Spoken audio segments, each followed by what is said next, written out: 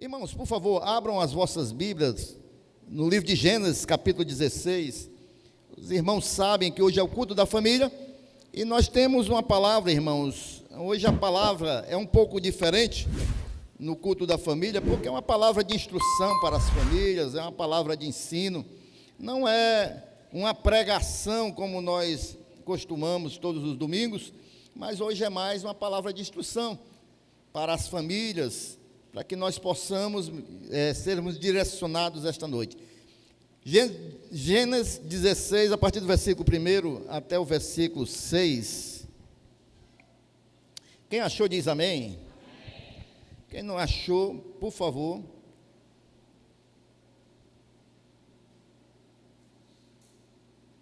Perdão, irmãos. É Gênesis 25, a partir do versículo 19.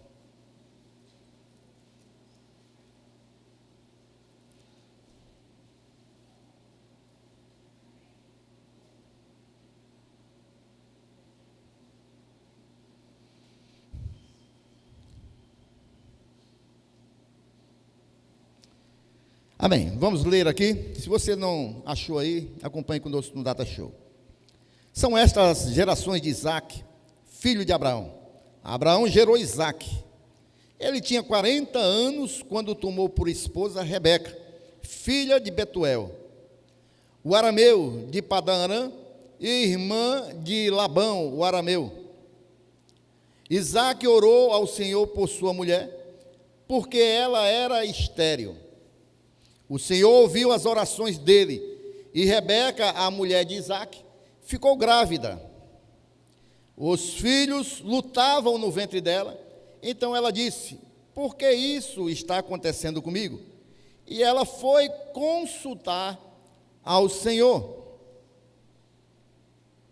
E o Senhor lhe respondeu: duas nações estão no seu ventre, dois povos nascidos de você se dividirão. Um povo será mais forte do que o outro, e o mais velho servirá o mais moço. Cumpridos os dias para que desse à luz, eis que havia gêmeos no seu ventre. Nasceu o primeiro ruivo, todo revestido de pelo, por isso deram-lhe o nome de Esaú. Depois nasceu o irmão, com a mão segurando o calcanhar de Esaú, e por isso lhe deram o nome de Jacó. Isaque tinha 60 anos quando Rebeca deu à luz. Cresceram os meninos, Esaú tornou-se perito, caçador, homem do campo. Jacó, porém, era homem pacato e morava em tendas. Isaque amava Esaú, porque se saboreava de sua caça.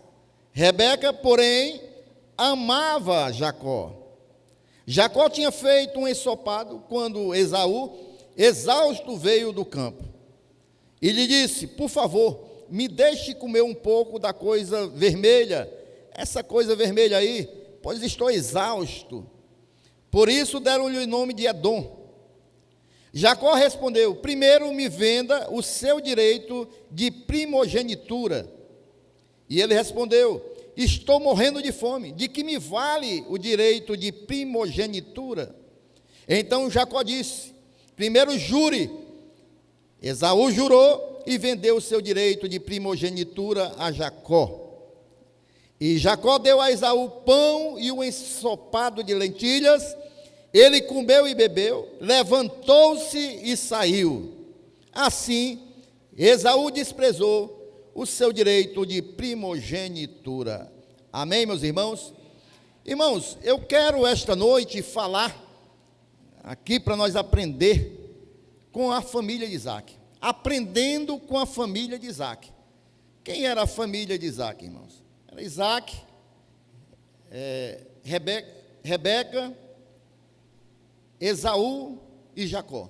Com essa família, nós vamos aprender hoje, irmãos, como nós devemos ter uma família abençoada e como a gente evitar algumas coisas que trazem dano para a nossa família.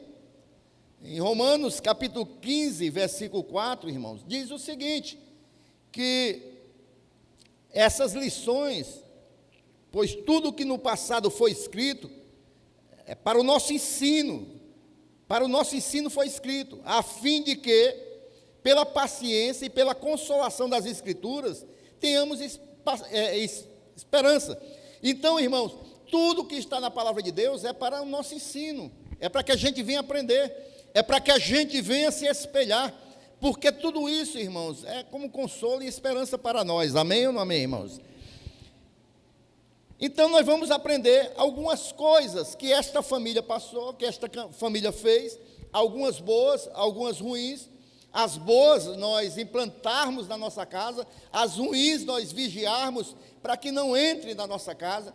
E a primeira coisa que eu aprendo com a família de Isaac é que jamais, irmãos, a gente pode menosprezar o poder da oração em família. Hoje, irmãos, os servos de Deus, os cristãos, a família de Deus, está esquecendo dessa ferramenta tão poderosa que Deus colocou nas nossas mãos, que é a oração, irmãos. As famílias hoje não estão mais se reunindo para orar. As famílias hoje não têm mais o culto doméstico. Algumas, né, irmãos? Não estou generalizando. Mas a grande maioria, é verdade, irmãos. As pessoas hoje parece que não estão mais compreendendo o tamanho do poder que tem a oração. E aí não estão mais orando. Famílias não se juntam mais para apresentarem as suas dificuldades e apresentarem a Deus. Famílias não se juntam mais para glorificar ao Senhor. Ontem eu testemunhei aqui a importância daquilo que nós fizemos aqui, da família do diácono Odenísio, fazer um culto de ação de graça, pelo milagre que Deus fez na vida do Mateus. Por quê, irmãos? O coração grato, irmãos, ele não esquece. O coração grato, irmãos, está sempre na presença de Deus. E essa família venceu, no caso, o diácono Odenísio e a sua esposa, por causa da oração, como muitas famílias aqui, como foi o testemunho da Vitória. A oração, irmãos, ela tem poder, irmãos. Então, a gente vê aqui, irmãos, no versículo 21 do texto que nós iniciamos, Isaac orou ao Senhor por sua mulher, porque ela era estéril. O Senhor ouviu as orações dele, e Rebeca, a mulher de Isaac, ficou grávida. Eu não sei qual é a versão aí, mas na minha versão diz assim: Isaac orou instantaneamente ao Senhor. Não, perdão, irmão. Insistentemente ao Senhor. Ou seja, ele perseverou na oração. Ele orou insistindo. Ali não perseverou, ele não deu folga ao Senhor. Ele estava todo o tempo aos pés do Senhor, clamando a Deus constantemente. E essa oração de Isaac, irmãos, vejam bem, durou 20 anos. Como assim, pastor? Como é que o senhor pode provar? Porque a gente vê no versículo 20, bota aí, meu irmão. Olha, ele tinha 40 anos quando tomou por esposa Rebeca, a filha de Betuel. Ou seja, quando ele começou a orar, ele tinha 40 anos. Veja o versículo 21. E Isaac orou ao Senhor por sua mulher, porque ela era estéril. Então, ele tinha 40 anos quando começou a orar ao Senhor. Aí a gente vai para o versículo 26. Depois nasceu o irmão, com a mão segurando o calcanhar de Esaú, e por isso lhe deram o nome de Jacó, que já era o filho dela. Isaac tinha 60 anos quando Rebeca deu à luz. Ou seja, ele começou a orar com 40, porque a esposa era estéril. Com 60 anos ela deu à luz. Ou seja, foram 20 anos orando ao Senhor insistentemente para que Deus viesse abençoar a sua esposa, e ele recebeu a bênção.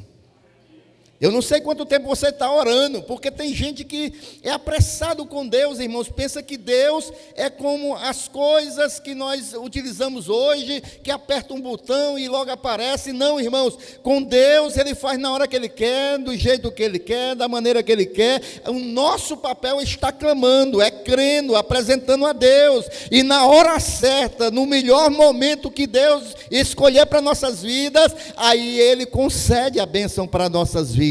Mas o nosso papel é orar, irmãos, e a família, ela não pode negligenciar a oração. É orar, é orar, é orar o Senhor constantemente. Ana, ela orou para ter um filho, chorou, clamou, e Deus lhe deu vitória. Ezequias estava enfermo, irmãos, já estava com a morte decretada. Mas assim mesmo ele foi clamar ao Senhor, assim mesmo ele orou ao Senhor, e o Senhor usou de misericórdia para com a vida de Ezequias, atendeu a oração de Ezequias. E nós, irmãos, temos orado pelas nossas famílias, ou só reclamamos das nossas famílias? Nós temos, a diaconisa Esther falou aqui, nós queremos que nossos familiares se convertam, nós temos feito a nossa parte, nós temos orado, nós cremos no poder de Deus, ou nós temos desistido de orar pelas nossas famílias, irmãos? Nós temos que orar, irmãos, jamais, irmãos, desistir de orar. Amém, irmãos? Logo após a palavra, nós vamos orar pelas nossas famílias aqui esta noite, em nome de Jesus. Então, a primeira coisa que eu aprendo com a família de Isaac, irmãos, é não menosprezar o poder da oração na família. Isaac, ele via uma necessidade ali da sua esposa e ele clamou durante 20 anos e Deus abençoou. E nós também devemos clamar e orar pela nossa família. A segunda coisa que eu aprendo com essa família, irmãos, é jamais permitir, irmãos, que rivalidade ela venha encontrar lugar dentro da nossa família. Nenhum tipo de disputa, de rivalidade, irmãos, de competição dentro da nossa família.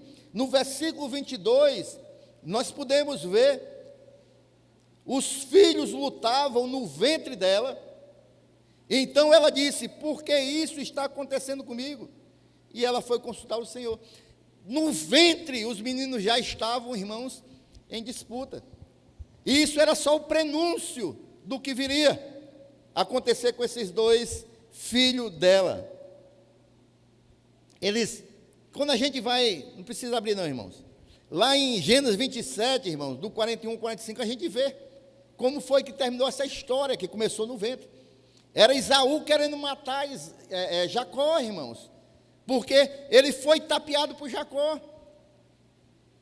E esses irmãos, a vida toda, tinha essa rivalidade, essa competição. A família, ela não deve ter lugar de rivalidade, mas de amor, de cooperação, de ajuda, irmãos, mútua, porque é assim que as famílias vencem, irmãos. Não é competindo, não é disputando, mas é, irmãos, um ajudando o outro a vencer as suas dificuldades. E a família, irmãos, é um núcleo que ela tem muito poder, irmãos, e não é à toa que Satanás tem tentado tanto destruir a família, porque na família, irmãos, são preservados os valores de Deus, é na família, irmãos, que nós conseguimos vencer as dificuldades, barrar tudo aquilo que externamente quer prejudicar a família. É na família unida, irmãos. Família não é lugar de competição. Eu já vi, irmãos, por incrível que pareça, o esposo competindo com a esposa irmãos, competindo com o esposo, quem se destacava mais, quem ganhava mais, porque um trabalhava, o outro também trabalhava, e ficava naquela disputa, irmãos. Mas a Bíblia nos ensina, irmãos, em Mateus 12, do 25 ao 30, que um reino dividido, irmãos, o que acontece, igreja? Não subsiste. Amém, irmãos? Vou perguntar de novo. Agora já dei, né, a resposta. Mas ia dizer, o que acontece com o reino dividido? Amém. Eu já ia dizer, se o irmão não soubesse, é escola bíblica, viu? Não subsiste, irmãos. Tudo que é dividido não vai para frente. Tudo que tem disputa, irmãos, tem rivalidade, não prospera, meus irmãos. Agora, quando há unidade, irmãos, quando há ali a união da família, se tem um projeto e toda a família abraça, irmão, toda a família ora, toda a família luta, toda a família peleja para aquilo se realizar, não tem como não acontecer, irmãos, porque, em primeiro lugar, confia em Deus, ora a Deus, pede a bênção de Deus, depois todo mundo vai trabalhar para aquilo acontecer, e acontece, irmãos. Agora, quando um quer uma coisa, o outro quer outra coisa. Quer ver uma coisa, irmãos? O maior problema hoje em dia nos casais é justamente isso. Porque um compra uma coisa, não avisa o outro, não tem gerência financeira, outro compra outra coisa, no final do mês chegam os cartões aí, as faturas, os boletos, um fica acusando o outro. Por quê, irmãos? Porque não tem controle, não senta, não conversa, não tem unidade sobre as finanças do lar, não tem unidade sobre aquilo que vão fazer. Não, nós estamos precisando disso e precisando daquilo. Vamos fazer o seguinte: esse mês nós vamos trabalhar para comprar isso. Isso aqui que está, pode aguentar um pouquinho mais. No outro mês, daqui a 2 meses, a gente junta o dinheiro, compra à vista e trabalha, irmãos, para isso. Mas fica um, irmãos, de um lado, outro do outro, e não tem unidade naquilo que vão fazer, irmãos, não prospera, irmãos. Aí vem as confusões. Um acusa o outro. Não, é porque você está gastando, é porque você não tem controle, é por isso, é por aquilo, e a casa, que era para ter uma unidade, irmãos, fica cheia de rivalidade. Posso ouvir um amém da igreja? É isso que acontece, irmãos, em muitas famílias, é reino dividido, e aí, irmão, não prospera. Não existe, irmãos, muitas famílias, não é para existir no casamento, isso é meu, isso é teu. Não existe isso em casamento, irmão. Casamento não é o meu, é o nosso. Não, tem famílias que ainda vivem assim, irmão. É o meu dinheiro, é o teu dinheiro. Não, irmãos. Casamento é nosso dinheiro. Tem que ter unidade, irmãos. Se Deus nos torna uma só carne, irmãos, algo que espiritualmente a gente não consegue compreender, mas a gente percebe essa uma só carne, porque a gente, quando pensa uma coisa, geralmente a esposa já está pensando, ou a esposa pensa uma coisa do marido, quando vai falar já encaixa, isso é uma só carne. A gente não compreende, mas a gente percebe, a gente vê. E quanto mais, irmãos, nas coisas materiais, não tem esse negócio, o teu e o meu, num casamento, na família. É o nosso, irmãos. Quando se diz o teu e o meu, nós estamos dividindo. E essa operação matemática no casamento não pode existir. Porque no casamento as operações matemáticas têm que ser adição, é somar, é multiplicação, é multiplicar. E jamais dividir, jamais subtrair.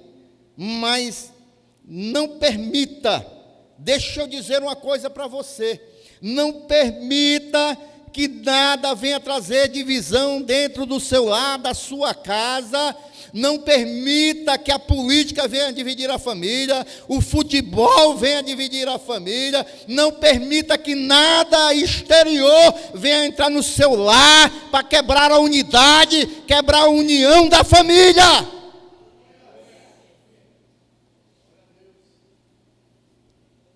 Porque tem famílias que às vezes escutam mais os de fora do que os de dentro.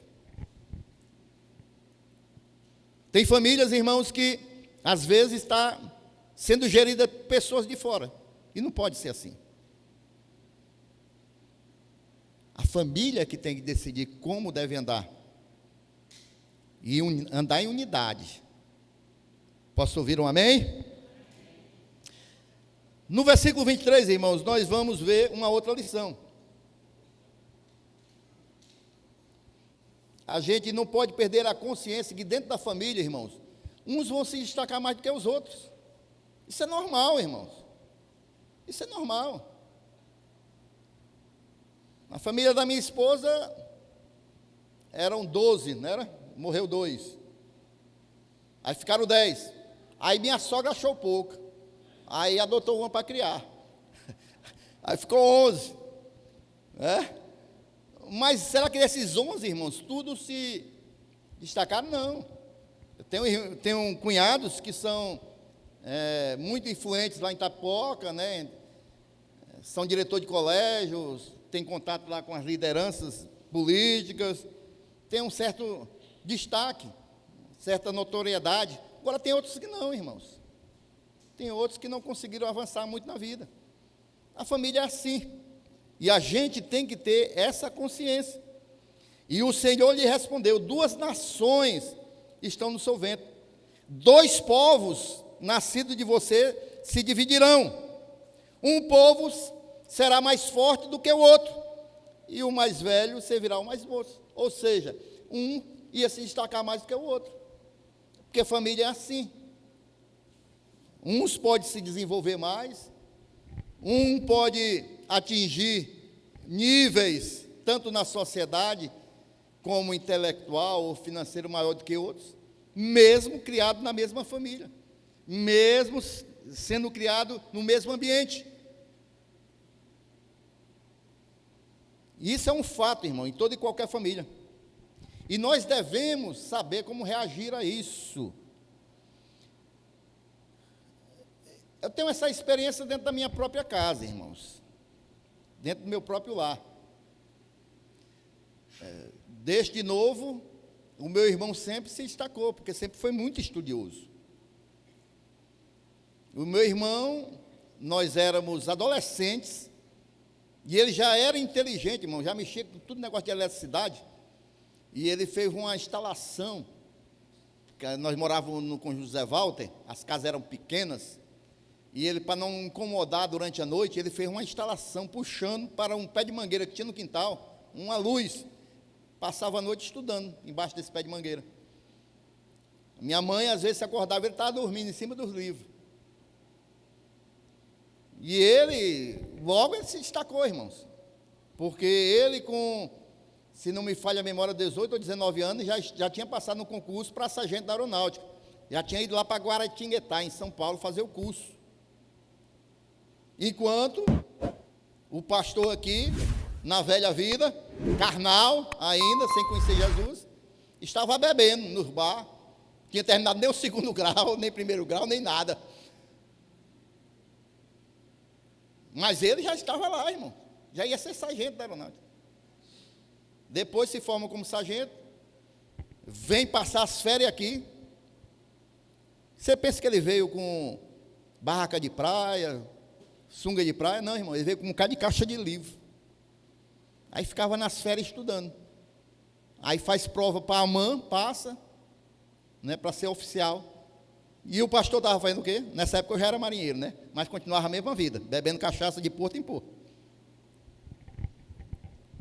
E aí ele se forma, irmãos, para a glória de Deus, né? Foi para a reserva.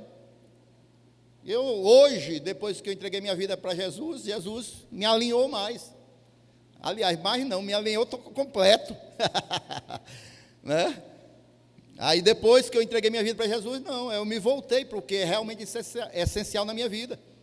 Minha família, aí eu fui fazer faculdade, aí fiz pós-graduação, e assim, já bem atrasado, mas acompanhei um pouco, meu irmão. Não tanto, né? Porque ele já foi para a reserva, e hoje é assessor parlamentar do Exército na Assembleia, já ia dizer na Assembleia de Deus, lá, na Assembleia dos políticos lá, né? Lá em Teresina, no Piauí.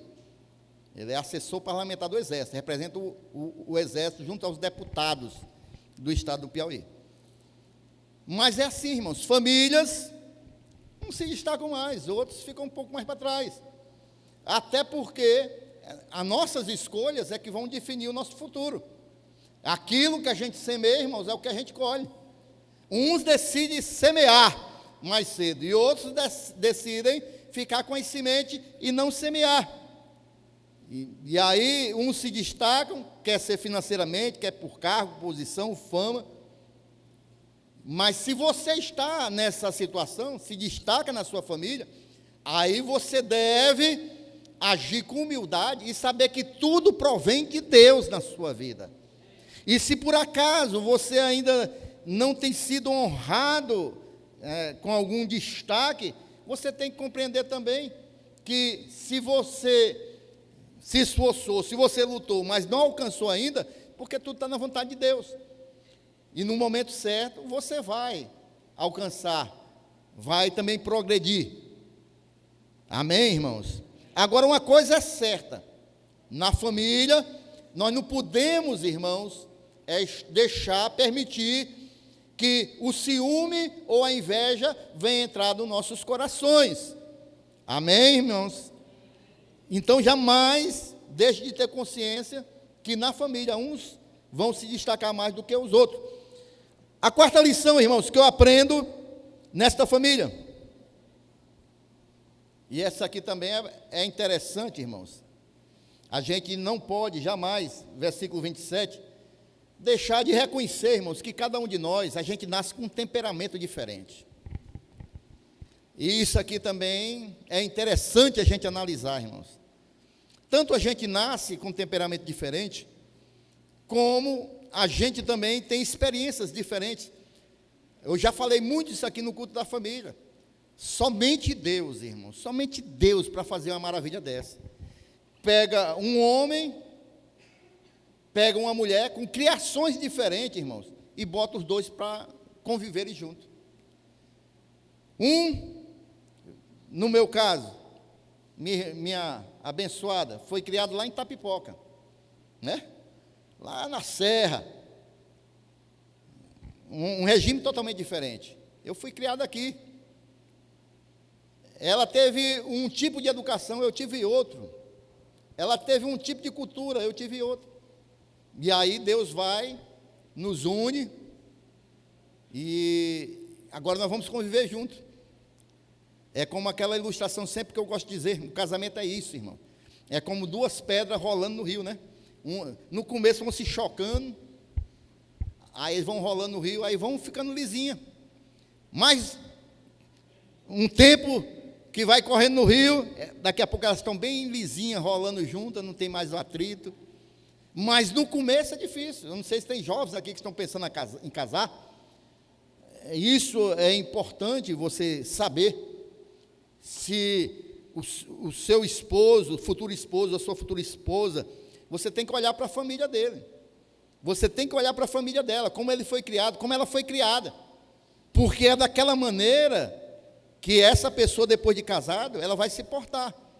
E se você está disposto a pagar o preço de conviver e ali se ajustarem, mas tem pessoa que não tem paciência.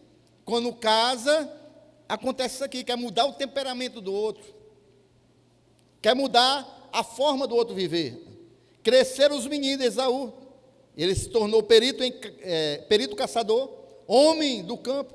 Jacó, porém, irmãos, era homem pacato, morava em tendas. O outro gostava de estar no meio do mundo, caçando, irmãos, entrar nas matas. O outro gostava de ficar em casa. Olha só os temperamentos como eram diferentes. E na família, irmãos, sempre há um ou outro com os temperamentos diferentes. E nós não podemos querer, irmãos, mudar o temperamento da pessoa para ela ser conforme eu quero. Porque o grande problema também é que a gente quer mudar os outros para que ele seja como eu quero. E a gente não pensa em mudar a nós mesmos. É ou não é, irmãos? A gente tem que entender e respeitar as diferentes. E isso, irmãos, é de grande importância para a unidade familiar. Porque se a gente não respeitar e não compreender as diferenças de um e de outro, irmãos, isso vai trazer sempre atrito. As pessoas querem mudar o outro, quer que o outro seja uma cópia sua. Ah, porque eu gosto de comer mão de vaca com pirão, aí eu quero que a minha mulher tenha o mesmo gosto que eu. E a minha mulher aí é mais fina, gosta de um camarão. Aí está bem pertinho, tá? Eu já gosto de umas comidinhas mais maneiras. Eu gosto assim de uma panelada, uma rabada com pirão, né? É uma coisinha mais leve.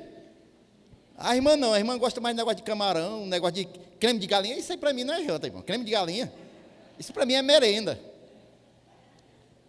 Negócio de, quer a janta hoje? Hoje é canja. Que conversa é essa, rapaz? Isso é merenda. Né? Mas é assim, irmãos. Aí eu vou obrigar ela a ter o mesmo gosto que eu, ou ela me obrigar a ter o mesmo gosto que ela. Não, irmãos. Nós não nos casamos para fazer o nosso cônjuge uma cópia minha, não. E aí vem a palavra de Deus, que nós aprendemos, né, irmãos, lá em Efésios capítulo 5, e o próprio Jesus dizendo que o casamento, irmãos, assim como a igreja com a noiva, Cristo com a noiva, que é a sua igreja, tem que ter renúncia, irmãos. E para seguir ao Senhor Jesus, tem que ter o quê, irmãos? Renúncia, irmãos. Casamento é renúncia. Se você casou, mas não está disposto a ter renúncia, deixar algumas coisas, vai ser difícil. Vai ser difícil, irmão. Agora não é só um, exigir renúncia só de um. São os dois que devem ter essa consciência. Respeitar o limite do outro, respeitar os desejos do outro. E isso tudo, irmão, vai se conformar diante de Deus na oração, quando nós estamos, o casal orando, clamando a Deus, apresentando o casamento a Deus, apresentando as dificuldades de um e de outro, e aí Deus vai moldando a nossa vida e abençoando a nossa família, o nosso casamento. Até os filhos, irmãos, eles nascem diferentes. Um era pacato, o outro era caçador. Quando a gente vê lá Caim e Abel, totalmente diferentes. Tinham o mesmo pai, tinham a mesma mãe, mas eram diferentes no pensamento e no agir. Posso ouvir um amém? Então a gente tem que saber compreender isso, irmãos. Que na família, as pessoas têm temperamento diferente. E só quem pode moldar esse temperamento, irmãos, é o Senhor Jesus. Não somos nós pressionando ou obrigando. É nos pés de Jesus. Ah, porque meu marido, ele é muito grosseiro.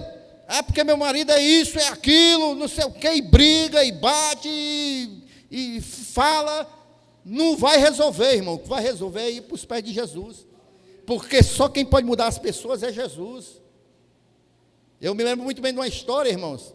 Isso é uma história, né? Uma parábola, não bíblica. Diz que uma mulher, ela tinha uma queixa muito grande do seu marido. Ah, porque eu vou largar o meu marido, porque meu marido é muito grosso, eu não consigo conviver com ele porque ele é grosso. Aí alguém deu um conselho a ela: rapaz, aqui nessa montanha tem um sábio, e vá lá, pergunte a ele o que você deve fazer, antes de você deixar o seu marido, pergunte o sábio. Aí ela subiu a montanha, escalou a montanha, encontrou o sábio.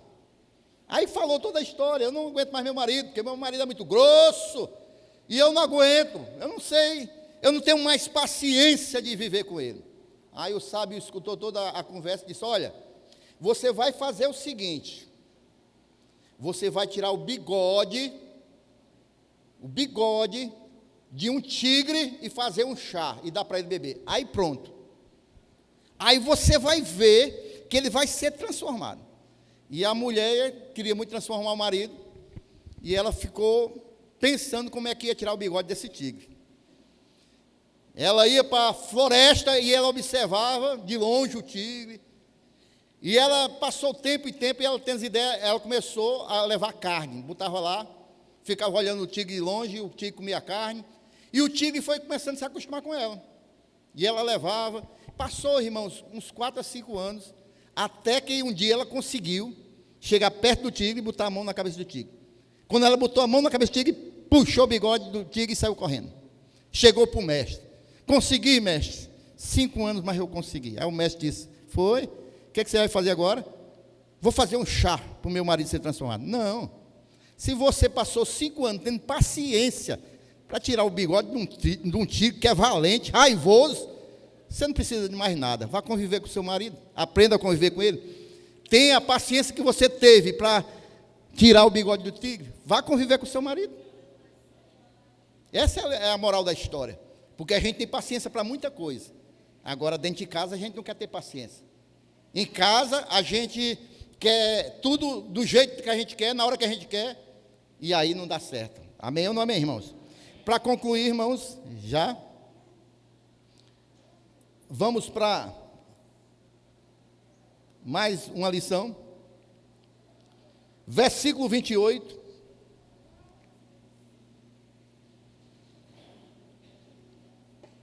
Isaac amava Esaú, porque se saboreava de sua caça. Já Rebeca, irmãos, porém amava Jacó. O que é que nós vemos aqui, irmãos?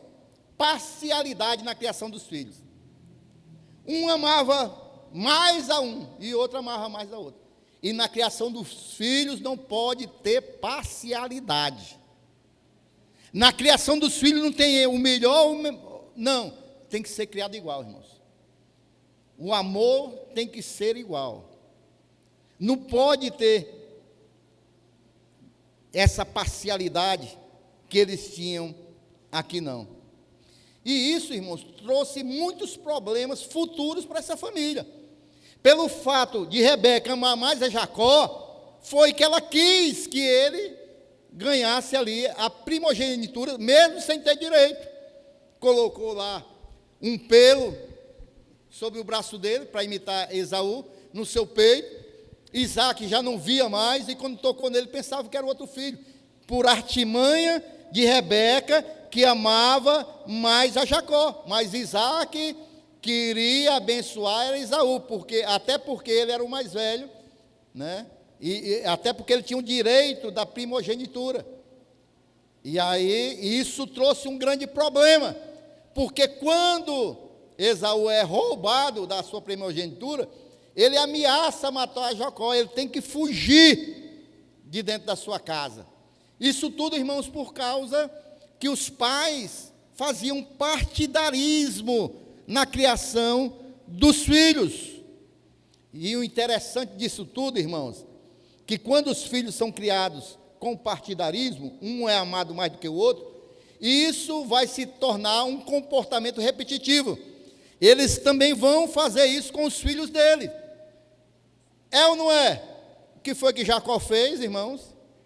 Ele era o queridinho de Rebeca. O que foi que ele fez? Amava mais a José do que os outros irmãos. Aí o que foi que aconteceu com José? Os irmãos, tudo com ciúme, também teve consequências. Porque ele deu uma capa linda para José, porque era o queridinho dele.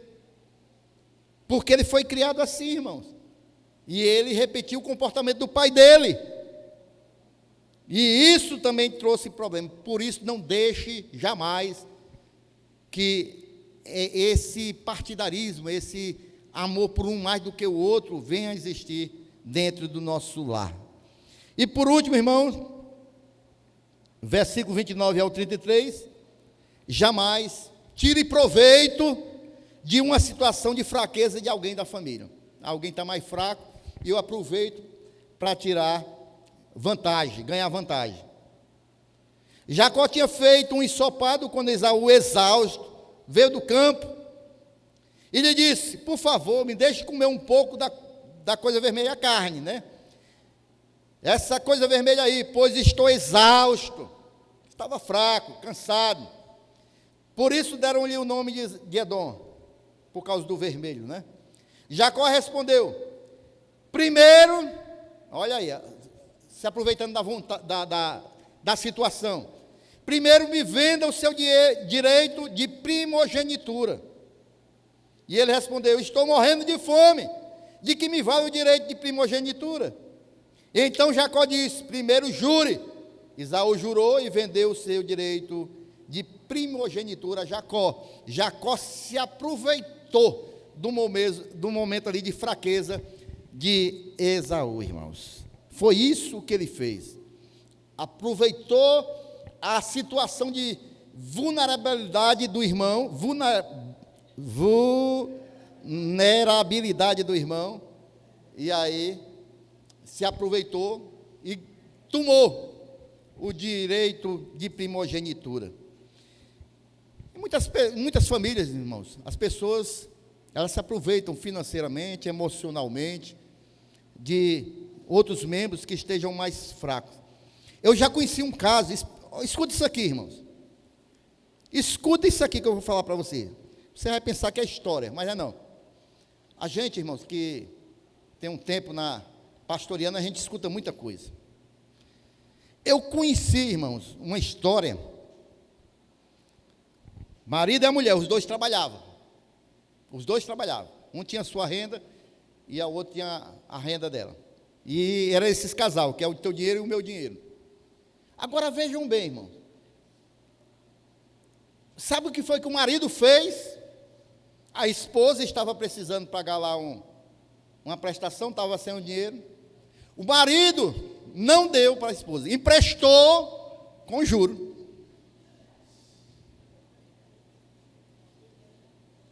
Eita, que amor grande, não é não? Ele emprestou para a esposa com juro, irmão.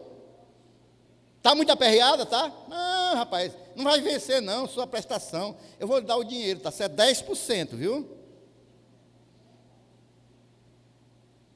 Já pensou, irmão? Se aproveitando, irmãos, daquele momento, para que pudesse, irmãos, auferir lucro em cima da esposa, irmãos. Da esposa. Então a gente tem que ter muito cuidado, irmãos.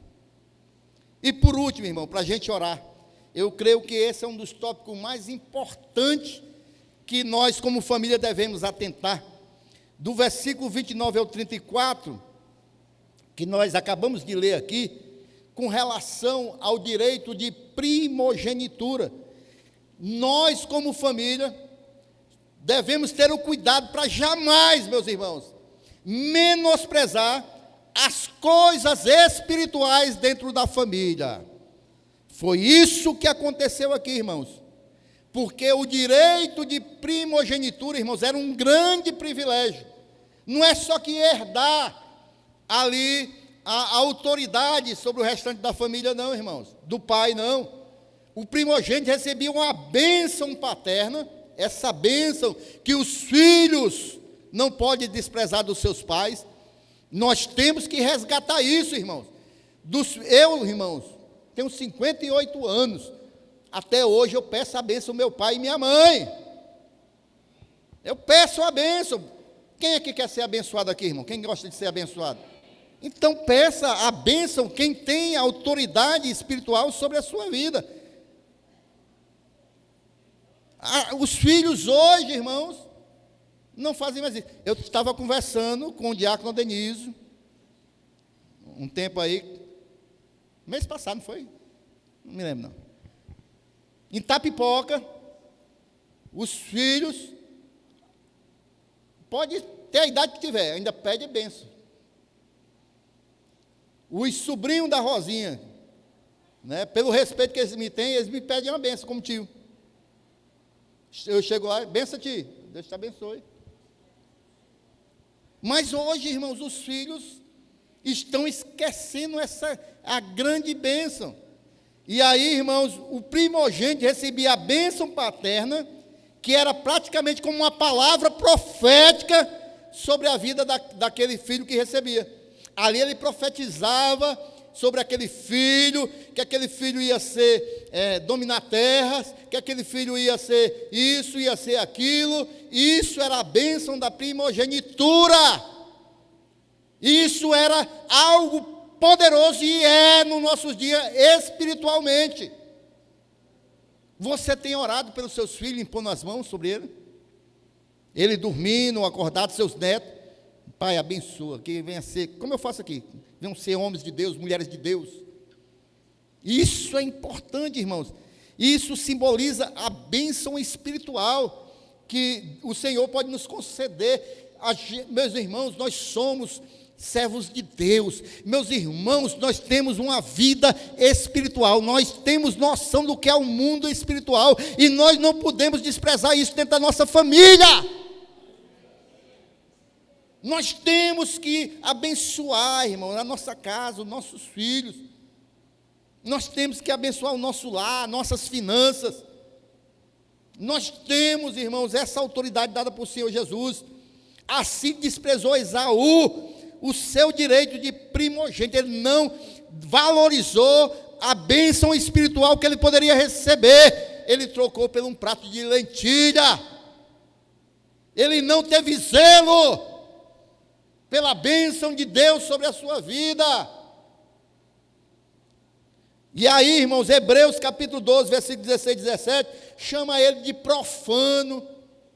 Ele não valorizou aquilo que Deus tinha para a vida dele. Quantas pessoas e quantas famílias estão trocando o seu direito de primogenitura, irmãos, por um cozinhado de lentilha, trocando as coisas espirituais, celestiais, eternas, por as coisas materiais, terrenas, passageiras desse mundo. Famílias, irmãos, que estão trocando os momentos de estarem na presença de Deus para estarem nas coisas do mundo, coisas materiais. Estão aí trocando, irmãos, trocando as coisas, as bênçãos de Deus por pratos de lentilhas. Nós não podemos fazer isso, irmão. Nós devemos conduzir os nossos filhos para estar na casa de Deus. Não devemos negligenciar isso. Ah, mãe, eu não quero ir para a igreja hoje. Meu irmão, deixa eu dizer uma coisa para você. Uma coisa que meu pai dizia, apesar que meu pai, o sistema dele era outro, é quando ele estava embriagado, né? Estava lá. E às vezes ele ficava puxando confusão comigo e meu irmão. Meu irmão, já um sargento, e meu pai embriagado. Você pode ter divisa em todo canto, pode ser general, mas aqui quem manda sou eu. E meu irmão nem dizia nada. Mas a realidade é essa.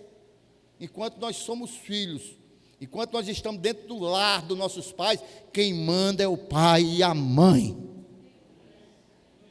Pode ter bigode, pode ter 20 diplomas na parede, quem manda é o pai e a mãe. São autoridades nas nossas vidas. Posso ouvir um amém dos filhos aí? É desse jeito, irmãos. Nós não podemos, irmãos, de maneira nenhuma negligenciar as coisas espirituais. É isso que Deus nos instrui na sua palavra. Isso é família, debaixo da direção de Deus.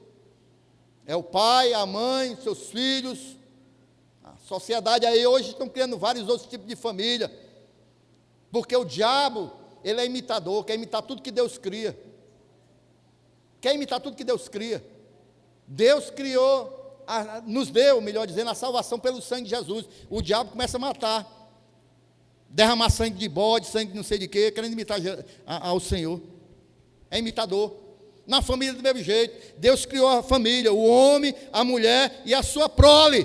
Aí o diabo fica criando outros arremedos de família aí.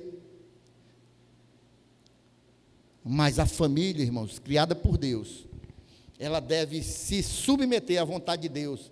E ela deve estar, em primeiro lugar, debaixo da autoridade de Deus. Jesus Cristo deve ser o Senhor da nossa casa. É Ele quem deve governar nossas famílias. Depois os pais. Ei, filho, você que diz assim, não, mas porque meu pai é isso. A Bíblia diz o seguinte: quer prolongar os teus dias de vida na terra? Quem quer viver muito aí? Honra teu pai e tua mãe. Não está dizendo, se o teu pai for bom, ou se teu pai fizer isso, se tua mãe fizer isso para você. Não, é honrar pai e mãe, independente de como ele seja. Quem quer viver muito, prolongar os dias de vida na terra, tem que honrar o pai, tem que honrar a mãe. E aí nós vamos ter famílias abençoadas. Se nós estivermos, irmãos, dispostos a fazer as lições que nós aprendemos aqui hoje, com certeza nós vamos ter famílias mais abençoadas diante do nosso Deus e diante dessa sociedade. E se você recebe esta palavra, diga amém e glorifique ao Senhor esta noite.